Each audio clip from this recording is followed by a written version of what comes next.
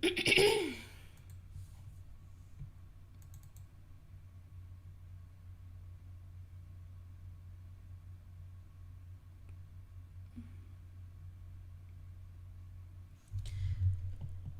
there, YouTube. Welcome to another exciting stream with Uxie. I say exciting ironically. I mean, I'm pretty sure there's a ton of different things you would rather be doing than listening to my boring ass doing voices. But since you're here, I figured, oh, why don't we have a good evening? Now, I would advise anybody who is lying about their age to see this, I would suggest that you look away because this is not appropriate for children. I'm sorry. Alright, so what we're going to do first is we're going to do some readings. Yeah! Isn't that exciting? I'm sorry I don't have anybody with me right now. I don't think anybody's up right now to actually do this. I mean, there's a few people that I know on TikTok that are probably on right now, but they're not really going to be down to do something like this probably. So it's just going to be me tonight. I'm sorry. I know I'm boring. Sorry, I got something caught in my throat today. I don't know what it is. And this mineral water tastes disgusting. I don't like mineral water. Here we go. First, we're gonna do Toga. Oh, oh, Deku, you'd be so much cuter covered in blood. And this is Driveway Intruder, Dane Cook. This is another one too, and I know you're like me. I hate it when someone turns around on my driveway. You're just sitting there comfortably watching TV, and you hear a car. Who the fuck is this? He's being so disruptive. And if you look at it, the strange car, you don't know if it's a government official. You just start getting concerned. Like, what? I don't know this car. And then they turn around to leave you. You son of a bitch. You wasted moments of my life, moments I will never get back. So someday, I'm gonna run out to that car before you can leave. And I'm gonna knock on the window and make you roll it down. If you ever turn in my driveway again, I'll cut your fucking head off! And I'm gonna put your head on my antenna and drive around with your head on my antenna. How's that? And he goes, are you out of your fucking mind? And then I pull out the switchblade. And he says, you really are out of your fucking mind. And I go, damn straight. I hope they never come around and try to turn around in my driveway again. Sorry, I had to kind of ad-lib some of that because the lyrics are kind of messed up. Or rather, the script that I was looking at was kind of messed up. But, oh, I really hope you like my stream. And I just want you to know I'll be disrespectfully simping for all of you. I'm probably scaring the shit out of my neighbors, though. Hearing a random Toga just sitting there screaming. Hey there, baby carrots. It's time for some Mirko. So let me find something soft and sweet to read to you.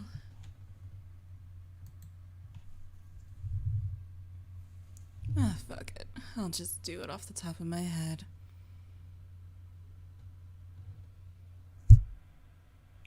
I can't brain tonight.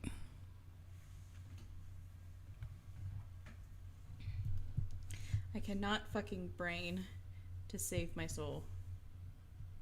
I wonder if I could draw while also doing voices. That sounds like a challenge. I'm supposed to be working on a Dobby voice. I want to do an impression of Dobby for this person because I found out that she, they, them, this person ticks, simps for Dobby. Okay. So, I like to do voices to make people feel better. I like entertaining people, which is really funny to say because I'm actually growing up. I was always very shy, so I was very introverted. Like I was never the type of person to actually want to like speak out in crowds and stuff. It's actually a surprise that going into oh my god, I'm aging myself here, but my mid 20s, and to find out that voice acting is something that I enjoy doing. Well, not like I'm trying to get into voice acting. That is,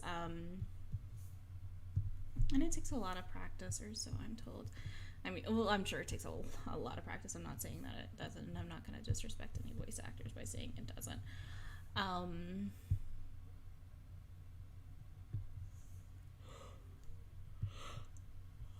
I do apologize. It is very late today. It is past 4 o'clock in the morning.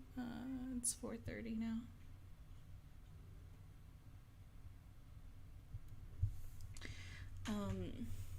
But yeah, I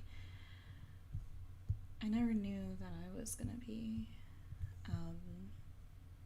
into voice acting or into ASMR.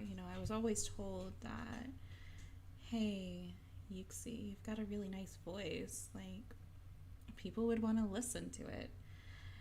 And when people would tell me that, so it's only fair to say I was bullied a lot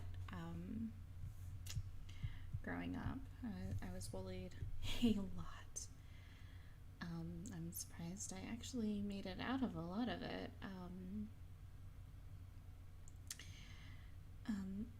But I could never see, and I still have a hard time seeing my own worth.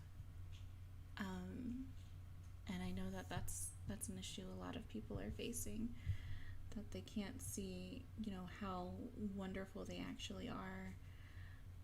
So much so that this TikTok that I'll link it in the description. This TikTok that I saw this morning. I'm totally getting off topic, but I just want to get this out. This TikTok that I saw this morning actually got me in tears, because I don't know why it just hit so differently. I don't know why I started drawing Toby. I'm trying to. I'm out of it today. Now, on to what I was saying. People would always tell me, Uxie, you've got a really nice voice. And because of the constant bullying that I had been through, I couldn't see it myself. I couldn't see that I was worth anything. Which sucks. As people, we need to build each other up. We don't need to be tearing people down. There's already enough negativity in the world. Why do we need to add to it?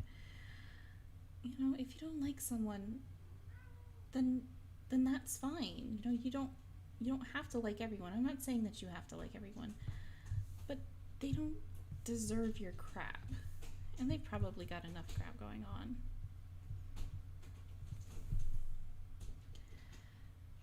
And if you are someone who is getting bullied, if you are someone who is going through that stage where you just feel like nothing you can do is ever going to be right, let me tell you that things will get better. They fucking get better. I know it's hard to see the light at the end of the tunnel, and I know that you're listening to some disembodied voice on your screen telling you that things get better, but they do. You'll find people who will love and support you for who you are, and you'll find how good you are. You don't have to impress people. You don't have to impress anyone. And the time that you're going through now, where you feel like there is nothing Get help. If you're told it's not a problem and you're just making it about you, because when I was diagnosed with depression, before I was diagnosed with depression rather, I tried to reach out to people. I tried to tell them something was wrong with me. And I felt there was something wrong with me, but I was told it isn't about you. If you're going through that time, if you're going through a time where you feel like you would be better off gone, you need to make it about you. And if you do seek help, and if you do get diagnosed with depression, when you're going through that, stay away from the people who try to make it about them, because there's going to be people in your life who will try to make it about them, and you need to focus on you.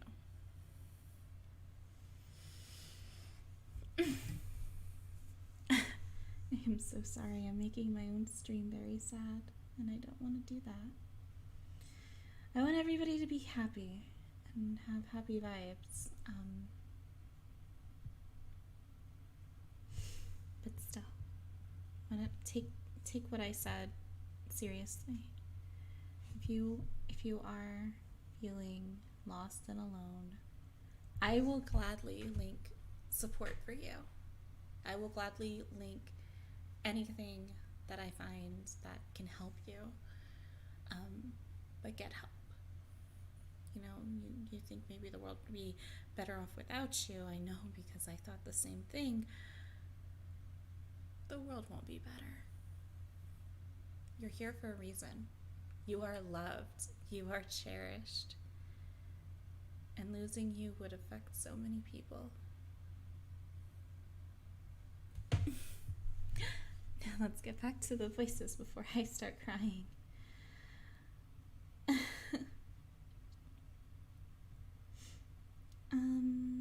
Let's see.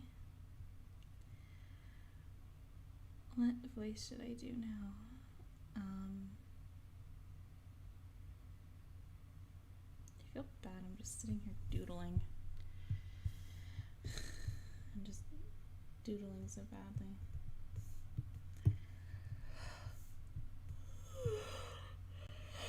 I'm just so tired, and it's normally more fun if I have like Mira, our cat, here with me, so that I have somebody to like keep me focused on the actual topic at hand, which there is no topic.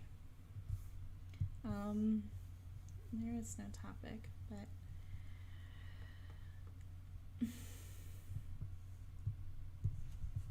I guess I need, like, if I'm gonna do videos like this, I need to at least come up with a talking point or something.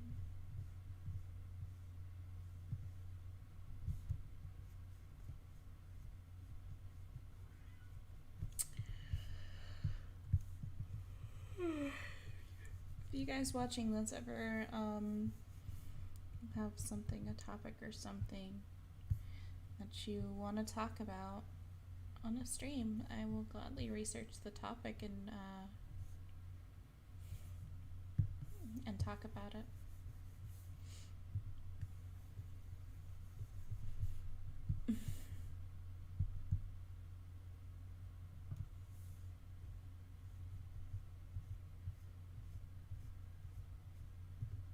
So, yeah. Try to make this stream at least an hour long. What else can I talk about? I guess I could start reading fan fiction. That'll be fun. Oh, I'm gonna be outing myself.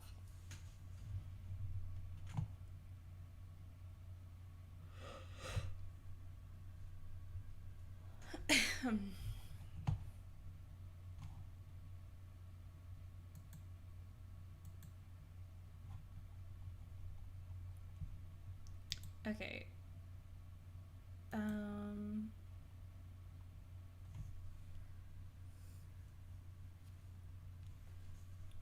Let's see if I can find. Oh, here's a fan fiction I wrote like forever ago. I never finished and I never went back to like finish writing it either. I just like stopped. It's actually a do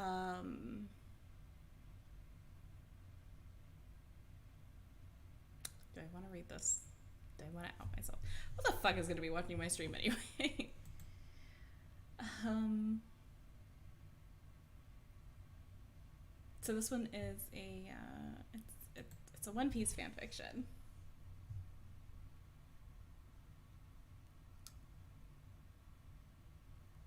No, I'm not gonna read this one. It's cringy. It's making me cringe. I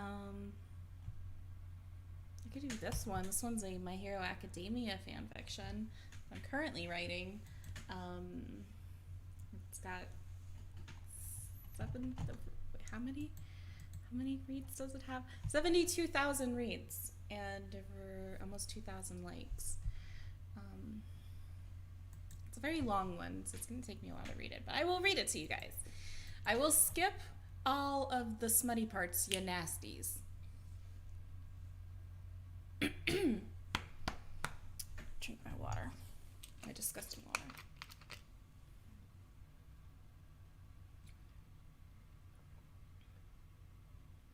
This tastes like fermented Jolly Ranchers!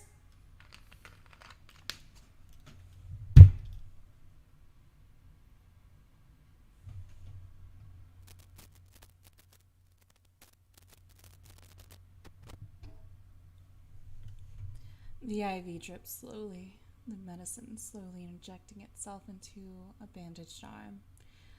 The damage was shocking, and it made my stomach turn as I watched. My heart wrenched in my chest.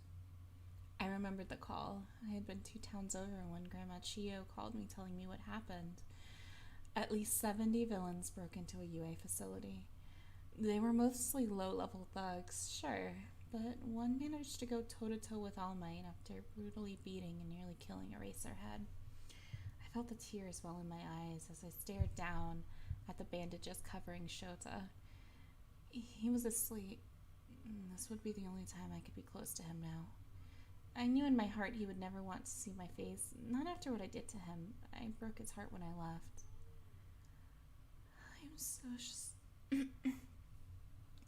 I'm so sorry, Shota.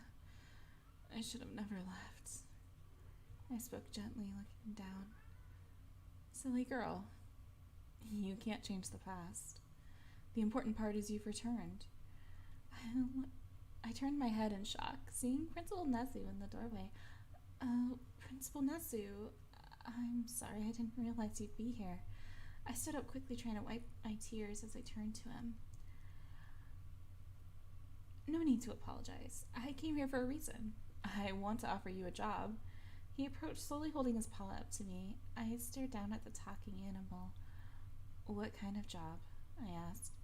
I want you to help teach the class 1A here. The 1A hero class, if I can English. I think you'd be an excellent teacher, and with your quirk. I can't!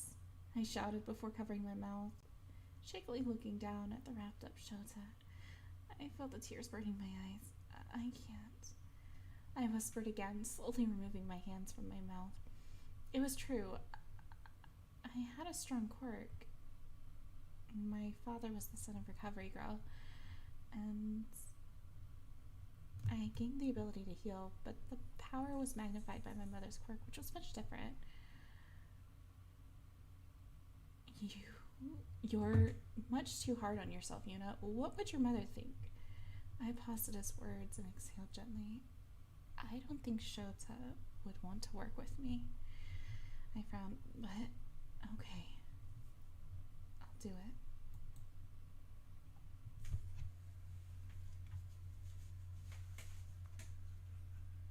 Part 2.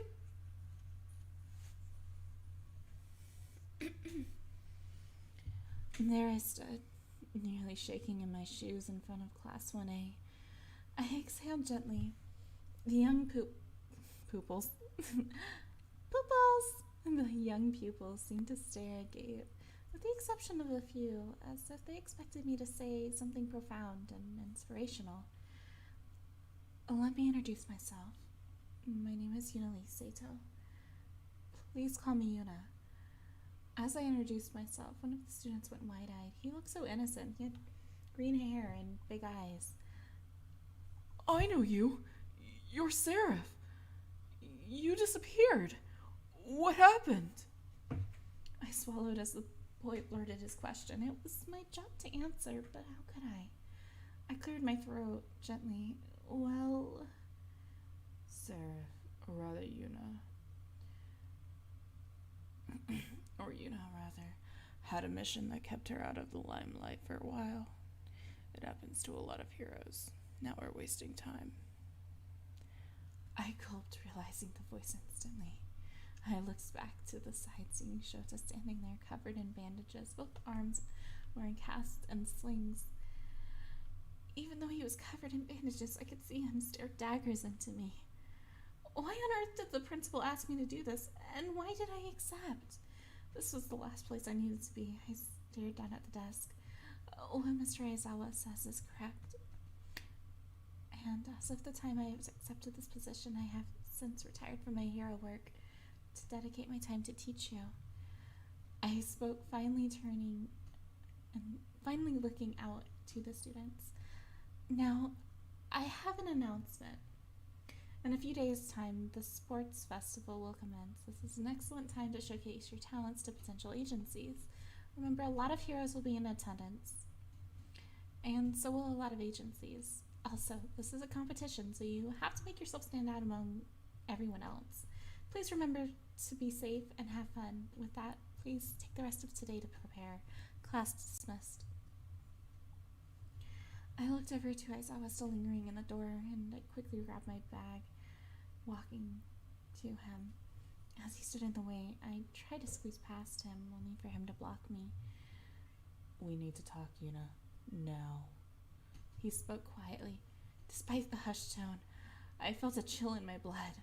I have to go. I spoke, slowly pulling away from him and rushing down the hall.